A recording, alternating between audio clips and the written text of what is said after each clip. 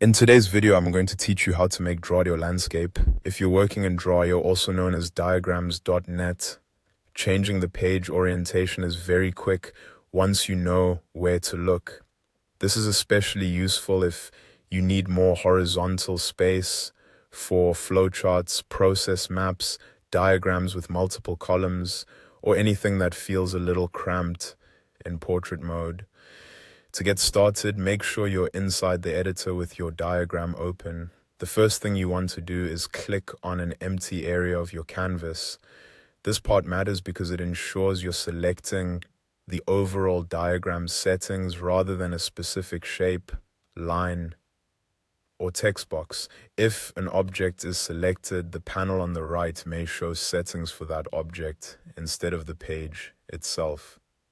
Once you've clicked on a blank area, move your attention to the Format panel on the right-hand side of the screen. In that panel, make sure you're on the Diagram tab. This tab controls settings related to the full page or canvas, so it's the correct place to adjust things like paper size and orientation. After that, look for the paper size section. If it's collapsed, click on it to expand the available options. When that section opens, you'll see settings related to the size of the page, along with the orientation choices. Among those options, you'll find portrait and landscape.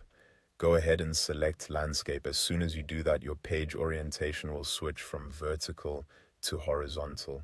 This gives you a wider layout, which can make it much easier to organize larger diagrams and keep everything readable.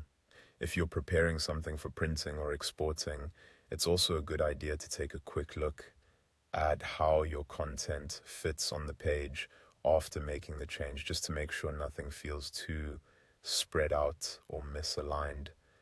And that's all there is to it. To make Draw.io landscape, just click an empty space on the canvas, open the Diagram tab in the Format panel, expand paper size, and choose Landscape. It's a simple setting, but it can make a big difference in how your diagram looks and how easy it is to work with. Thanks for watching, and I'll see you in the next video.